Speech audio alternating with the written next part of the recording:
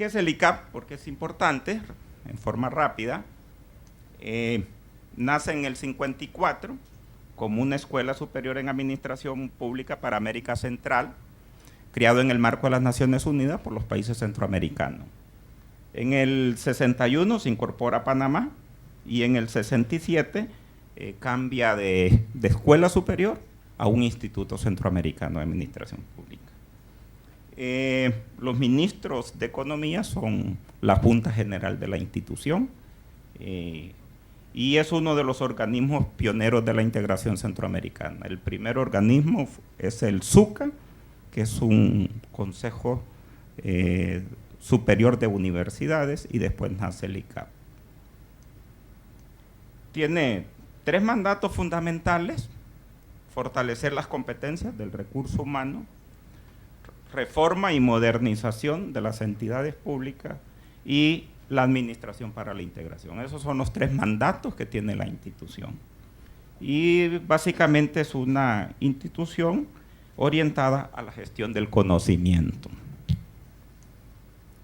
Bueno, aquí vamos a hablar de proyectos, pero cuando, yo no sé ustedes, pero cuando yo veo esa frase proyectos, yo me pongo sumamente contento y alegre, porque es un tema muy dinámico, ¿verdad? Es un tema muy innovador, ¿verdad? A pesar que los proyectos se formulan de la misma manera, pero es un tema rico para la discusión. Allí hay unas par de frases de Goltra, que el año pasado falleció, ¿verdad? Pero son 2 frases muy significativas para los que trabajamos en el tema de la administración de proyectos. Los invito a leerla. No hay ninguna duda, el proceso de desarrollo de estas sociedades siempre ha ido acompañado con la teoría de gestión de proyectos. Ahí tenemos una pequeña discusión con un colega si proyecto es una teoría o es una disciplina, ¿verdad? Los que trabajamos en proyectos, yo tengo mi criterio de que es una teoría, ¿verdad? Pero el compañero también dice que no es una teoría, que es una disciplina.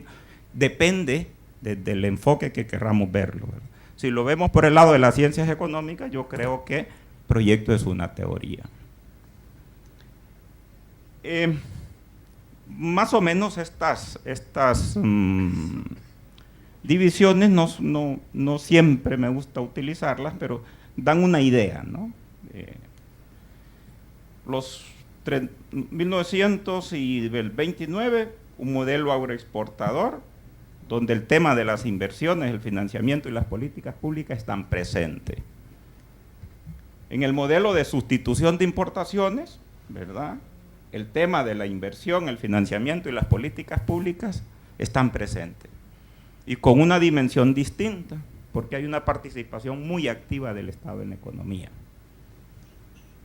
Después pasamos a un modelo neoliberal, ¿verdad?, donde automáticamente el tema de la inversión, el financiamiento y las políticas públicas están presentes.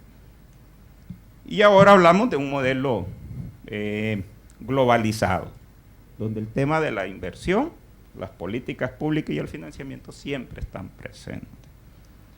¿Qué significa entonces? Que la dirección de proyectos ha tenido muchos aportes en este contexto de desarrollo de nuestras sociedades. Y vamos a ver entonces qué herramientas de proyecto básicamente aparecen en cada uno de esos modelos de desarrollo. En el modelo agroexportador, modelo keynesiano, neoliberal y globalizado, aquí tenemos el GAN, ¿verdad? El GAN fue el primer instrumento para gestionar recursos, ¿verdad? Nace en 1914. Quiere decir que la teoría de proyectos no es nueva, ¿verdad? Ha venido acompañando todo el proceso de desarrollo de nuestras sociedades.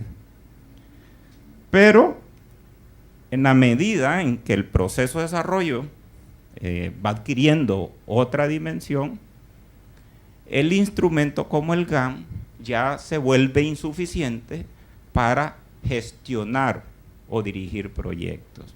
Y aparecen entonces otros instrumentos que nos permiten entonces gestionar los proyectos.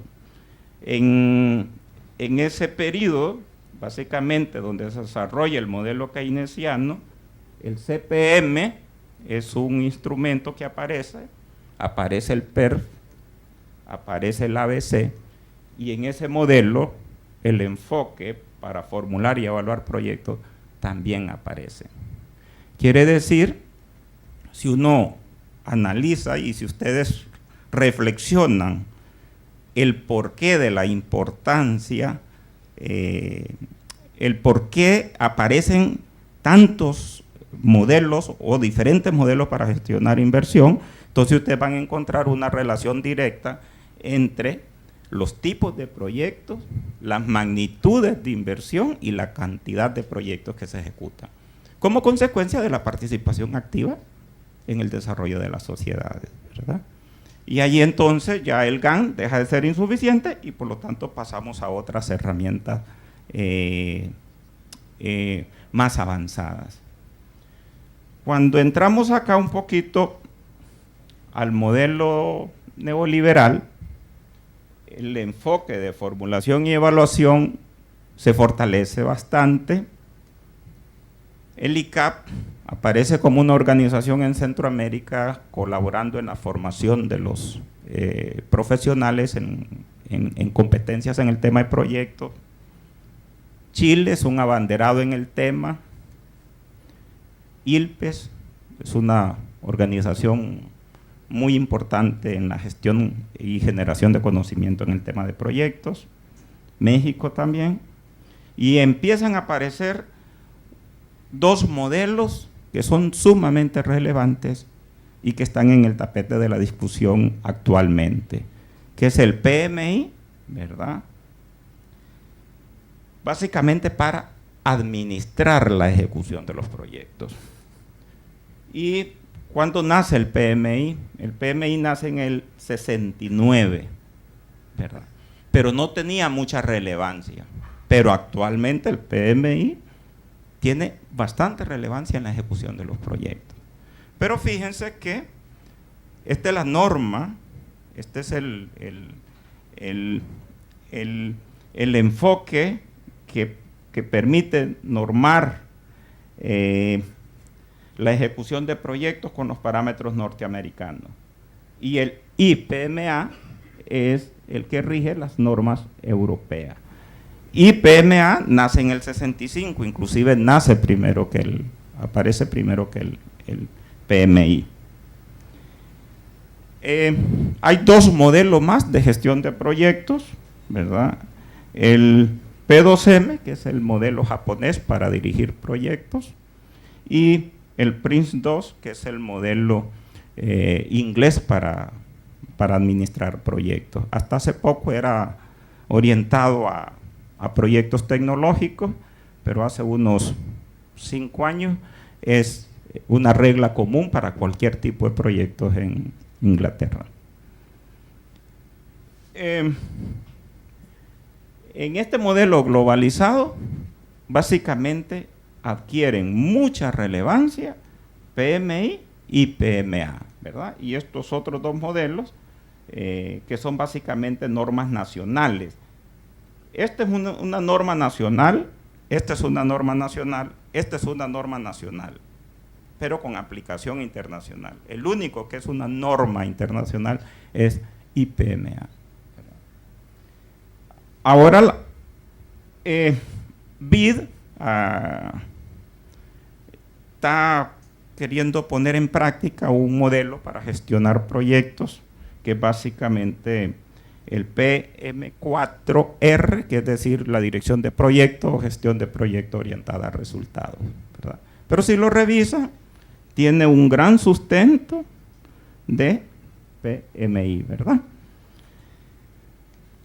Y el desarrollo de las herramientas tecnológicas en este contexto globalizado son fundamentales. Ahora les dejo la pregunta: ¿Por qué creen ustedes entonces que estos dos modelos adquieren una gran relevancia en este contexto de globalización? Primero, porque urge trabajar con normas y parámetros internacionales, ¿verdad? La ejecución del Canal de Panamá, si se está haciendo con PMI o con IPMA, cualquiera que trabaja ahí va a trabajar con esas normas internacionales. Y por eso entonces estos modelos en este contexto adquieren una gran relevancia. Bueno, en ese contexto también hay todo un desarrollo de la inversión pública, es decir, una participación del Estado a través de la inversión pública. ¿Qué andamos buscando y qué buscan los sistemas de inversión pública? Medir eficiencia, calidad e impacto. Pero hay dificultades para medir esto, ¿verdad? Yo a veces, yo digo que destruir la teoría de proyectos puede ser fácil. Y si uno agarra 4 o 5 proyectos, ¿verdad?, y compara los recursos invertidos con los impactos logrados, yo creo que la sorpresa puede ser enorme. Y ahí uno empieza a reflexionar, bueno, ¿y qué pasa con la teoría de proyectos? ¿Es que no sirve? ¿Es que es inconsistente? ¿Es que es débil? ¿O qué es lo que pasa? Pero fíjense que la teoría no es débil, no es inconsistente. ¿Saben qué es lo que sucede? Que hay una intromisión de la variable política en ese contexto técnico. Y esa intromisión de la variable política es lo que muchas veces hace que esos proyectos no tengan los resultados adecuados. Es decir, la visión técnica, que no la podemos desligar tampoco de la visión estratégica y política, ¿verdad?, pero cuando se le da prioridad a la parte política por encima de lo técnico, los resultados son bastante lamentables.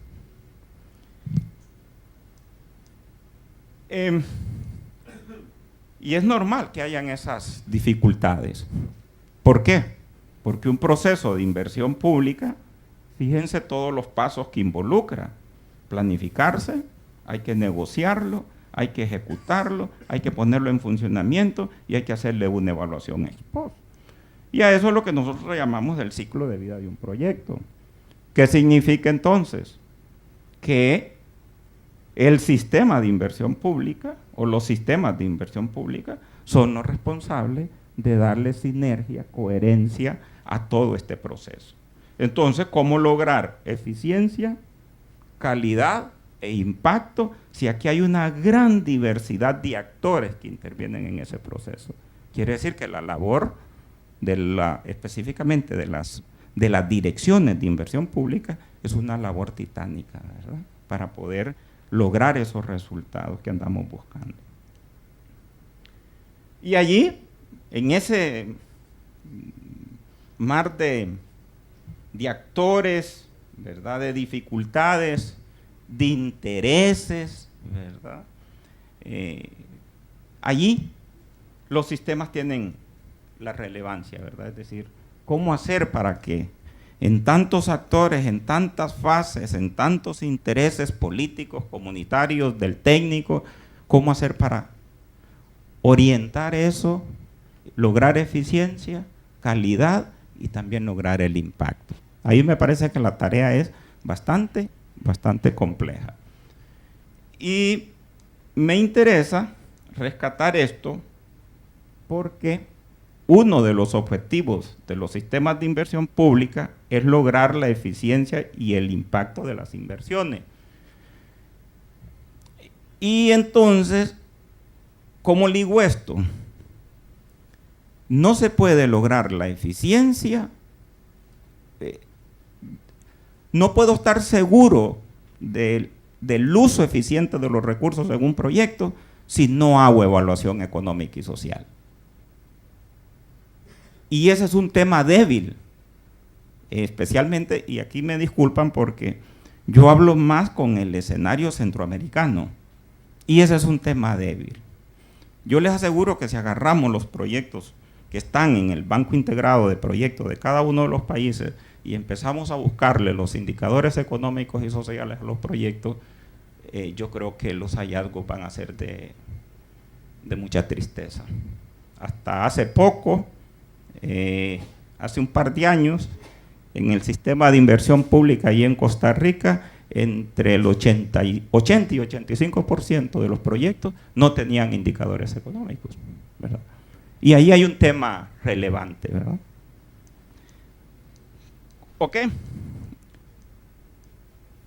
Y el tema aquí es un poco la debilidad que existe en la evaluación ex ante, ¿verdad? Entonces, cuando hablamos de evaluación ex ante, estamos hablando de la evaluación financiera, de una evaluación económica y social y una evaluación del impacto ambiental. Este tema es bastante débil, ¿verdad? Pero fíjense acá lo interesante. En la evaluación financiera, a mí lo que mido es eficiencia privada. Cuando hago la evaluación económica y social, lo que estoy midiendo es la eficiencia de los recursos desde la perspectiva de la sociedad.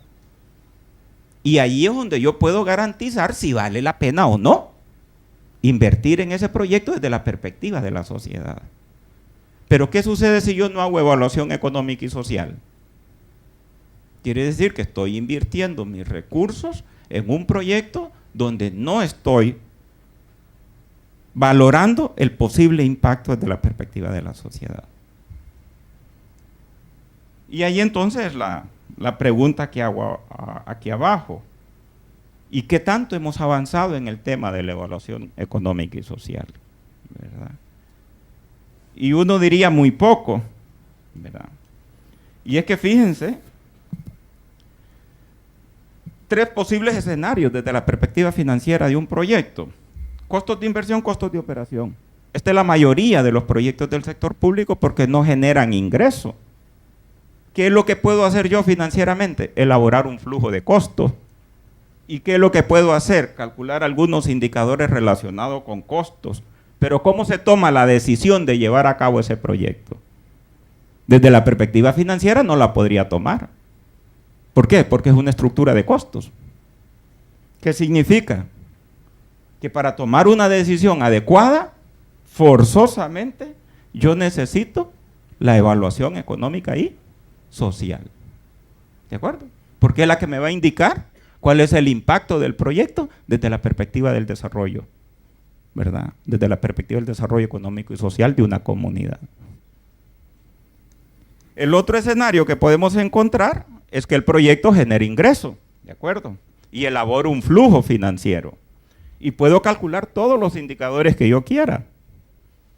BAN, TIR, relación beneficio-costo, periodo de recuperación, índice de deseabilidad, la tasa contable, todos esos indicadores los puedo calcular. Pero una gran cantidad de proyectos del sector público, ¿qué pasa con estos indicadores? Son negativos. ¿Qué significa? Un BAN negativo, una TIR menor que la TREME y una relación beneficio-costo. ¿Cuáles son esos proyectos típicos acá del sector público?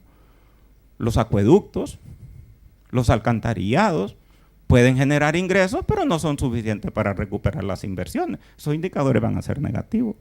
Entonces acá la gran pregunta es, ¿qué significa que esos indicadores sean negativos? Bueno, que los ingresos no son suficientes para recuperar la inversión del proyecto. Y la pregunta de reflexión es, ¿y cómo se toma la decisión para llevar a cabo ese tipo de proyectos? Colegas, no hay otra alternativa. La decisión se toma por los resultados de la evaluación económica y social. De otra forma no la puedo tomar. Si la tomo es olfateando que el proyecto es importante, pero no demostrando que el proyecto es rentable desde la perspectiva económica y social. Y el otro escenario que podríamos encontrar es un proyecto que verdaderamente sea rentable desde la perspectiva financiera.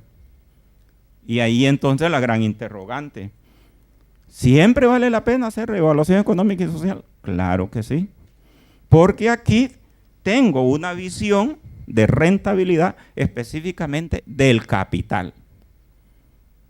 Pero en la evaluación económica y social tengo un concepto de rentabilidad desde la perspectiva del uso de los recursos, ¿verdad? Y por eso se vuelve de nuevo importante la evaluación económica y social. ¿Es importante? Bueno, creo que sí. ¿Genera información fundamental para la toma de decisiones? Creo que sí. ¿Evalúa la conveniencia del uso de los recursos desde la perspectiva de la sociedad? Sí. Es la única evaluación que se hace en una propuesta de proyecto que me expresa la forma en que voy a tener los resultados desde la perspectiva de la sociedad. Los resultados y los indicadores miden la rentabilidad del proyecto desde la perspectiva de la sociedad. Pero, ¿cuáles son los problemas que se encuentran en Centroamérica para hacer la evaluación económica y social? Quiero decir que no solo evaluación económica y social. Los estudios que ha hecho CEPAL en los sistemas de inversión pública, ILPES, CEPAL, automáticamente expresan una debilidad de los países en el tema de la evaluación ex ante. Y hacemos algo de financiero, pero cuando vamos a la parte económica y social, ahí no podemos. Y encontramos posiblemente algunos problemas.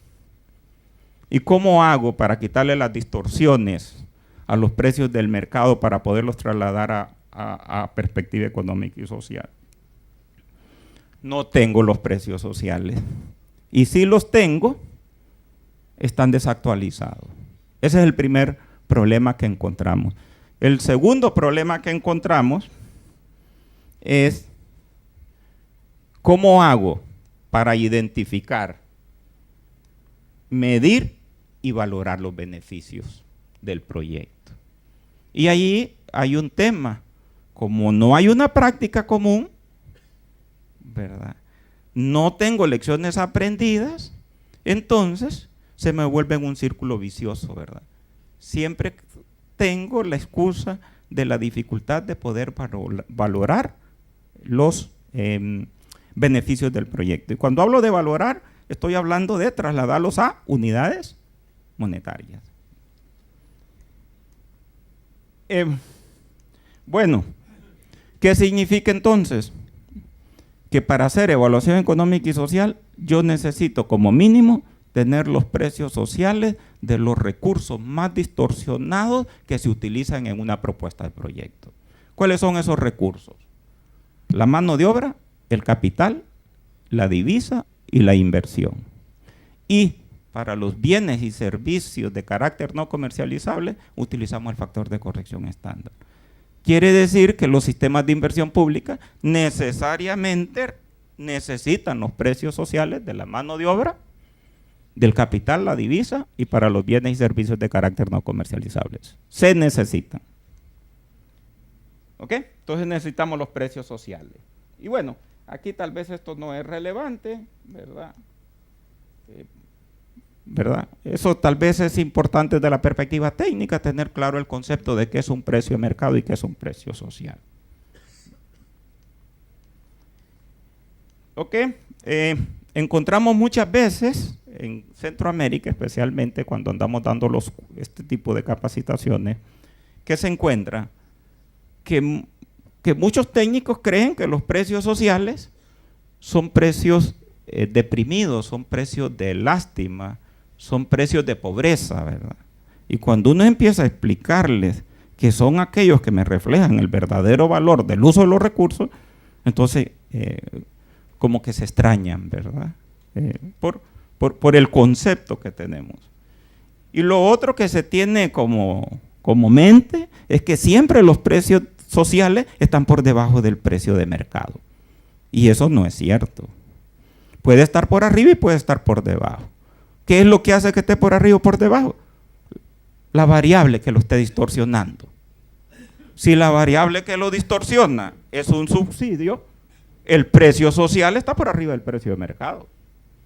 Pero si la variable que lo distorsiona es un impuesto, es un monopolio, es un subsidio, automáticamente el precio social estará por debajo del precio de mercado. Entonces, los sistemas de inversión pública, ¿qué requieren? Precio social de la mano de obra calificada, el precio social de la mano de obra semicalificada, el precio social de la mano de obra no calificada. Entonces, necesitamos tener esos tres. Y necesitamos el de la divisa, necesitamos la tasa social de descuento, ¿okay? Y necesitamos el factor de corrección estándar, ¿de acuerdo? Son procesos que no son fáciles por los costos que involucran, ¿verdad? Pero creo que tienen que avanzar hacia eso. Yo creo que hay que avanzar en generar competencias en los profesionales de los diferentes sectores en el tema de la evaluación ex ante. Ok, entonces, bueno, aquí eso no nos interesa, solo quiero hacer una reflexión final, que es un reto para todos nosotros. Esto no creo conveniente, son algunas formulitas de sus cálculos, tampoco nos interesa, solo quiero hacer esta reflexión. Eso ahí queda en la presentación, eso no es relevante. Es esto lo que está en el mercado. ¿Qué está en el mercado?